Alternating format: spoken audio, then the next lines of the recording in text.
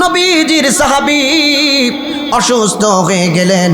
অসুস্থ হয়ে যাওয়ার পরে বিছানার মধ্যে বিশ্রাম নিচ্ছেন। বিশ্রাম নেওয়ার সময় স্ত্রীকে ডাক দিয়ে বললেন, বিবি রে, আমার জন্য এক গ্লাস পানির ব্যবস্থা তুমি করো, আমার বড় তৃষ্ণা পেয়েছে, পানি খাবো। স্ত্রী ডাক দিয়া কয়, স্বামী গো, স্বামী একটুখানি সময় দেন, আপনার জন্য আমি পানির ব্যবস্থা করতেছি। মহিলাটা পানি আনার জন্য অন্য কামরায় চলে গেলেন। যাওয়ার পরে মহিলাটা পানি নিয়ে আসার পরে তাকায়া দেখে ওই সাহাবীটা ঘুমের ঘরে চলে গেল। দেখবেন স্বাভাবিক বিষয়, আপনি যখন বেশি অসুস্থ থাকবেন দেখবেন অল্পতেই শরীরটা বেশি দুর্বল লাগবে। শরীর বেশি পরিমাণ দুর্বল লাগলে আপনার বেশি পরিমাণ ঘুম আসবে, এটাই স্বাভাবিক। স্ত্রীটা ডাক দিয়া কয়, জগৎবাসী শুনো, আমি এসে দেখলাম আমার স্বামী ঘুমের মধ্যে চলে গেছে। আমার স্বামী ঘুমের মধ্যে চলে গেছে।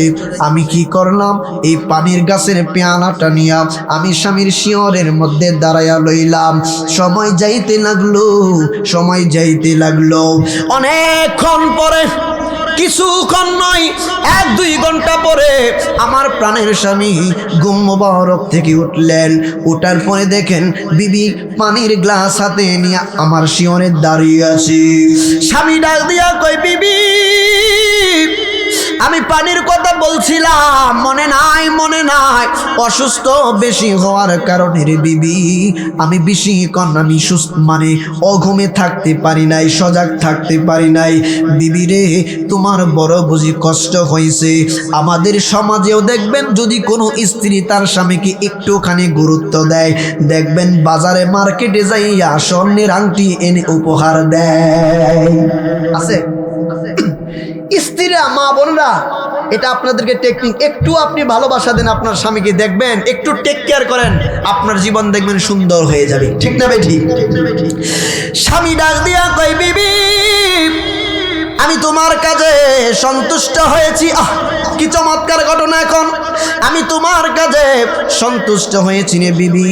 আমি তোমাকে ওয়াদা দিলাম, তুমি যাহা চাইবা আমি স্বামী তোমাকে তাহা দান করব। বিবি ডাক দিয়া কই, স্বামী গো, আপনি ওয়াদা দেন, আমি যাহা চাইব আপনি তাহা আমাকে দান করবেন। কই, বিবি রে, তুমি টেনশন কইরো না, তুমি বিশ্বাস করো, তুমি যাহা চাইবা আমি স্বামী হইয়া তাহা দান করব।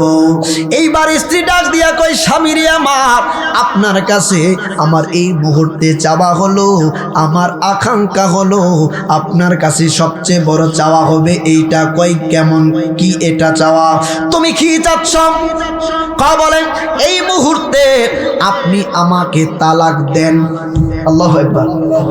আপনি আমাকে তালাক দেন। স্বামী তো অবাক।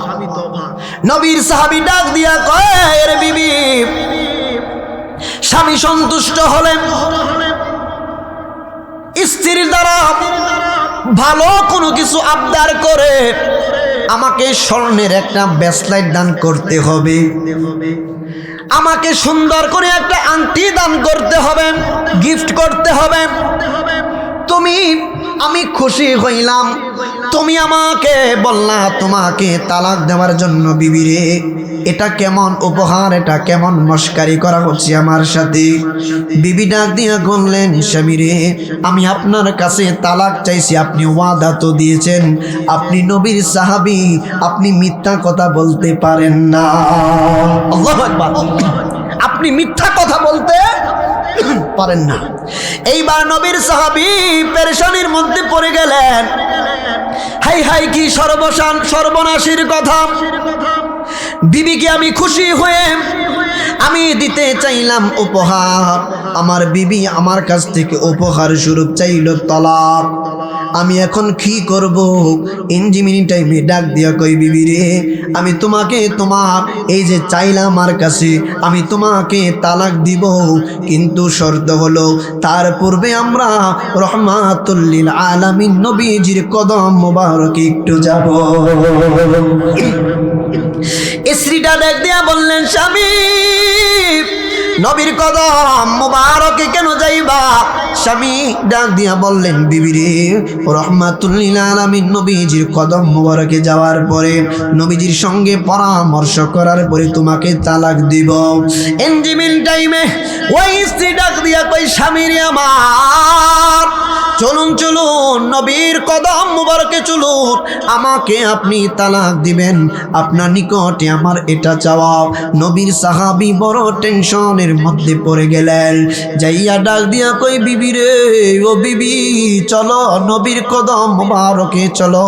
স্বামী স্ত্রী দুইজনে হাঁটা শুরু করলেন। যাইতে যাইতে যাইতে যাইতে পথের মাঝ বরাবর স্বামীটা, নবীর সাহাবীটা হুচট খেয়ে মাটির মধ্যে পড়ে গেল। হুচট খেয়ে মাটির মধ্যে পড়ে যাওয়ার পরে পায়ের মধ্যে মরুভূমিময় বালুকাময় প্রান্তরে পাথরও ছিল। পাথরের মধ্যে আঘাত লেগে স্বামীর পা থেকে ফিনকি দিয়ে রক্ত ঝরছে। এই অবস্থা দেখে স্ত্রীটা নিজের আঁচল থেকে একটুখানি কাপড় তিনি ছিঁড়লেন। ছিঁড়ার পরে ব্যান্ডিসের মতো ওই স্বামীর সেবা করা শুরু লাগাইলেন এই মরুভূমিময় প্রান্তরের মধ্যে। স্বামীটা ডাক দিয়া কয়, বিবি, বিবি, তুমি না আমার কাছ থেকে তালাক চাইছো, আমার খেদমত তুমি কেন এই সময় শুরু করলাম? তোমাকে তো নবীর কদম মুবারকে যাওয়ার পরে আমি তালাক দিয়ে দিব, তুমি যেহেতু আমার কাছে তালাক চাইছো। বিবি ডাক দিয়া কই, স্বামী গো, স্বামী, এতক্ষণ পর্যন্ত আমার নিয়ত ছিল আপনার কাছ থেকে আমি তালাক গ্রহণ করব, কিন্তু স্বামী গো, চলেন না বাসার মধ্যে চলে যায়, আমার তালাক লাগবো না, আমি শুধু আপনাকে ভালোবাসতে চাই। ইনজিমিল টাইমে নবীর সাহাবী ডাক দিয়ে কয়, বিবি রে আমার, অদ্যাবধি পর্যন্ত তুমি আমার কাছ থেকে তালাক চাইলা, এখন কেন তুমি আমার কাছ থেকে তালাক নিবা না? এটার কারণ যদি না বলো, তোমার সঙ্গে আমি বাসার মধ্যে যাইব না। ওই নবীর সাহাবী মহিলা ডাক দিয়া কই, স্বামী রে আমার, আমি শুনেছি আপনার জবান মুবারক থেকে নবীজি নাকি বলেছেন। কই, কি বলেছেন? কই, নবীজি বলেছেন নাকি আল্লাহ যাদেরকে ভালোবাসেন তাদেরকে বিপদ দান করেন। সুবহানাল্লাহ। আল্লাহ যাদেরকে ভালোবাসেন তাদেরকে মুসিবতের মধ্যে রাখেন। আল্লাহ রাব্বুল আলামিন যাদেরকে ভালোবাসেন তাদেরকে বিপদের মধ্যে রাখেন। কিন্তু স্বামীরে আমার, আমি দেখলাম অনেক চিন্তা করে, আপনার টাকার অভাব নাই, আপনার কোনো বিপদ আমি কখনোই দেখি না, আপনি কোনো টেনশনের মধ্যে থাকেন, এই রকম অবস্থা আমি কোনো সময় আমি দেখতে পাই না। আমি চিন্তা করলাম, যদি কোনো মুসিবত আপনার উপরে না আসে, আপনি যদি কোনো বিপদের মধ্যেই না পড়েন, তাইলে আপনার খেদমত করে আমার লাভটা হইব কি? তাই নবীর সাহাবী ডাক দিয়ে বললেন, বিবি রে আমার, কি বলো, আমার খেদমত করে তোমার কি কোনো লাভ হবে না? ওই সাহাবী ডাক দিয়া কয়, স্বামী শুনুন, নবীজির বাণী যদি সত্য হয়, আল্লাহ পাক তাদেরকেই বেশি ভালোবাসেন যাদের উপরে আমার আল্লাহর মুসিবত চলে আসে, বিপদে থাকি।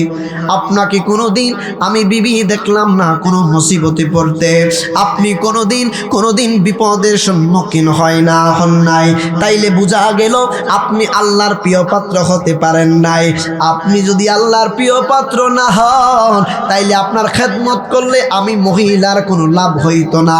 এই জন্য আপনার নিকটে উপহার স্বরূপ আমি তালাক চেয়েছিলাম। আল্লাহু আকবার। নবীর সাহাবী ডাক দিয়া কয়, বিবি, এ বিবি শোনো, তাহলে অর্ধেক মাস পর থেকে তুমি কেন বাসার দিকে রওনা হওয়ার জন্য পিরাপিরি করছো? বিবি রে, হঠাৎ করে মাঝ পথে তোমার ডিসিশন তুমি কেন পরিবর্তন করলা, কারণটা জানতে চাই। ওই মহিলা ডাক দিয়া কয়, স্বামী গো, স্বামী, আমি যখন আপনাকে নবীর কদম মুবারকে আমি যাইতেছিলাম, হঠাৎ করে আপনি মরুময় বালুকাময় প্রান্তরে আপনি হুচটকে পড়ে গেলেন। পড়ে যাওয়ার পরে আপনার পা মুবারক মোবারক থেকে ফিনকি দিয়ে রক্ত ঝরছে। আমি দেখলাম ফিনকি দিয়ে রক্ত ঝরার কারণে আপনি কিছুটা দুর্বল হয়ে পড়লেন, পেরেশানির মধ্যে পড়ে গেলেন। আমি বুঝতে পারলাম এই যে আমরা যে নবীর কদম মোবারকে যাচ্ছি একটা বিষয়ের ফয়সালা আনার জন্য, এই ফয়সালা আনার জন্য যাওয়াটাও এলেমের মধ্যে পড়ে। সুবহানাল্লাহ। আল্লাহ বলেছেন যাহা তোমরা জানো না আর যারা জানে তাদের কাছ থেকে জেনে নাও। তো জানার জন্য যাওয়া মানে শেখার জন্য যাওয়া। আমরা ইবাদতের মধ্যে ছিলাম, স্বামীরে আমার ইঞ্জিনিয়ারিং টাইমে আপনি মুসিবতের মধ্যে পড়ে গেলেন, তখন বুঝতে পারলাম আমার আল্লাহ আপনাকেও বড় ভালোবাসে। মহিলারা বুদ্ধি বেশি, কিন্তু অতিরিক্ত বুদ্ধি করতে করতে আবার সমস্যা হয়ে যায়। এই জন্য আল্লাহ রাব্বুল আলামিন পবিত্র কুরআনুল কারীমের মধ্যে চমৎকার ভাবে বলে দিয়েছেন, আর-রিজালু কাওয়ামুনা আলান নিসা। মহিলারা হচ্ছে পুরুষের অর্ধেক। মহিলারা কি পুরুষের অর্ধেক। এই জন্য প্রত্যেকটা ফ্যামিলিতে মহিলা সর্দার হবে না, পুরুষ হবে প্রত্যেকটা ফ্যামিলির গার্জিয়ান। ঠিক না? ঠিক। ততদিন পর্যন্ত কিয়ামত সংঘটিত হবে না যতদিন পর্যন্ত প্রত্যেকটা ফ্যামিলির মধ্যে গার্জিয়ান মহিলা না হবে। অলরেডি শুরু হয়ে গেছে, অলরেডি শুরু হয়ে গেছে। কারণ ঘরের মধ্যে গেলে তো বেজাল। কারণ আমি আপনি মুচড় দিয়ে টিকতে পারি না। কেন?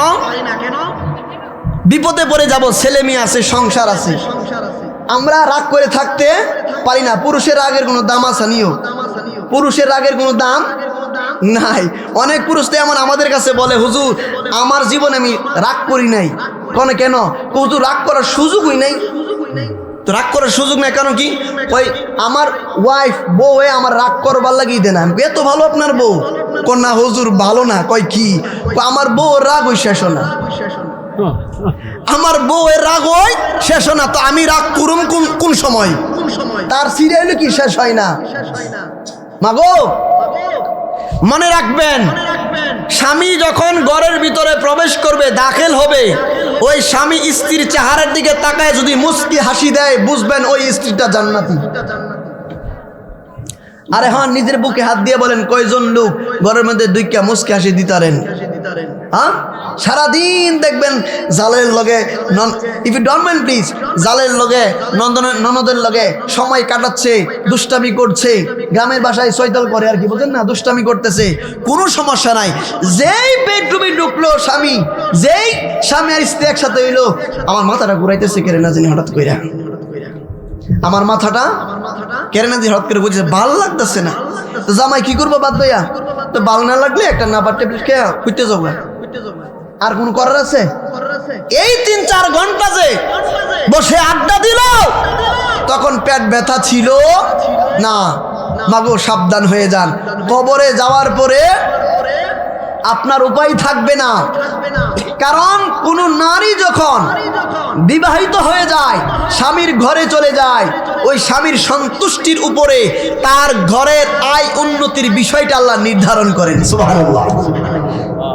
কিতাবের মধ্যে আসছে, যেই ঘরের মধ্যে স্বামী স্ত্রীর মধ্যে যত বেশি মহব্বত থাকবে, নবীজি বলেন ওই ঘরের মধ্যে আল্লাহর রহমত এবং বরকত দিয়ে আমার আল্লাহ ভরপুর করে দিবেন। এই জন্য বলছি বাপ, আমরা যত কিছুই করি না কেন গোড়া ঠিক করতে হবে। শুধুমাত্র মহিলাদেরকে, মা বোনদেরকে আমি আজকে মেসেজ দিয়ে যেতে চাই। মা শুনুন, বোন আপনি শুনুন, আপনার মার পরামর্শ শুনে, আপনার পাড়া প্রতিবেশীর পরামর্শ শুনে আপনার স্বামীকে কষ্ট দিচ্ছেন। আপনি যেন আপনার স্বামীকে কষ্ট দিচ্ছেন না। আপনার কবরের মধ্যে জাহান্নামের আগুন আপনি দিন দিন জ্বালিয়ে দিচ্ছেন। একটা পুরুষ, কোন স্ত্রী যখন মারা যায়, একটা পুরুষ আর বেশি দিন লাস্টিং করে না। হয়তোবা তাকে বিবাহ করাইতে হয়। যদি বিবাহটা করাইয়া দেন বয়স্ক একজন মহিলা, সে কিছুদিন বেঁচে থাকতে, সত্য প্র্যাকটিক্যাল কথা নিবেন, আর যদি ওই পুরুষটা বিবাহ না করে, ওই পুরুষটা বেশি দিন দুনিয়াতে লাস্টিং, সে একাকিত্ব বোধ করে, সে শান্তি পায় না, তার মনের দুঃখ বলার কোনো স্পেস সে পায় না, কারণ সন্তানদের তো আলাদা হয়ে গেছে, বিবিদেরকে নিয়ে, সন্তানদেরকে নিয়ে। কিন্তু আপনারা লক্ষ্য করে দেখেন, একটা স্বামী যখন মারা যায়, তার স্ত্রী এটার হায়াত আরো বেশি বাড়ে, হায়াত আরো যেমন বাড়ে এমন লাগে, কারণ বৃদ্ধ হইতে হইতে, মানে বুড়ো হইতে হইতে থর থর করে মাগার। আলহামদুলিল্লাহ আজরাইল ওনার কাছে আসে, তো ওনার কোনো টেনশন নাই, পেরেশান নাই, শরীর সুস্থ থাকে। কিন্তু একজন স্বামী স্ত্রীটা মারা গেলে সে অর্ধেক তার শরীর নষ্ট হয়ে যায় শুধু টেনশনে। তাহলে একটা পুরুষ তার স্ত্রীকে কতটুকু ভালোবাসলে এরকমটা হয়? সময় এমন ভাবে চলে যাচ্ছে, দিন যত যাচ্ছে কিয়ামতের আলামতগুলো বেশি বেশি করে প্রকাশ পাচ্ছে, বেশি বেশি করে প্রকাশ পাচ্ছে। আপনি দেখেন না, সমস্ত বাংলাদেশের মধ্যে আপনি ঘুরে ঘুরে দেখেন, জামাইটা ইটালি থাকে, এনা বিয়ে দিয়ে আমার যেটা খুব ভালো থাকবো। আমরা বিবাহ দেই, সম্পর্ক করি এখন বিল্ডিং ঘর দেখে আর টাকা দেখে, এটাই বাস্তব কথা। বিল্ডিং দেখিয়া টাকা দেখে। কিন্তু এখানে যারা বসা আছি, আপনাদের যারা বাবা ছিলেন, এখন তো নাই, আজ থেকে 30 বছর 50 বছর আগের কথা বলছি, তারা বিবাহ করত, তারা টাকা পয়সার মালিক ছিল না, কিন্তু তাদের সংসার খুব সুখের ছিল। আর এখন আপনাদের ছেলে মেয়ে আছে যারা, তাদের টাকার অভাব নাই, কিন্তু ঘরে শান্তি নাই। কেন নাই জানেন? নাই এই জন্য আপনি দেখেন 27 বছর 25 বছর 20 বছর আপনার মা বাবা নিঃস্বার্থভাবে আপনাকে লালন করেছে। আমার আপনার ভুল থাকতে পারে, কিন্তু ভুল থাকার পরেও আপনার সমস্ত পরিস্থিতিতে আপনার বাবাকে যদি আপনার পাশে রাখেন, এই বাবাটা বেশি দিন দুনিয়াতে লাস্টিং করবে, বেশি দিন দুনিয়াতে লাস্টিং করব। কিন্তু যদি আপনার স্ত্রীর কথা শুনে বাবারে টাকা দেন, 10 টাকা 5 টাকা চিমটি খায়া খায়া দেন, হিসাব করে দেন, তখন বাবার মেজাজ আর ঠিক, মেন্টালিটি ঠিক থাকবে না। আমরা ম্যাক্সিমাম গ্রামের মানুষ অভাবের সংসার, ম্যাক্সিমাম মানুষ অভাবের সংসার। কেন জানেন? ডিপ্রেশন কেন? আমরা অল্পতে সন্তুষ্ট না বিধায়, আমরা অল্পতে সন্তুষ্ট না বিধায় আমাদের এই অবস্থা। আর সবচেয়ে বড় সমস্যা হচ্ছে, if you don't mind please, মা বোনদেরকে বলবো, আপনারা এটা নেগেটিভ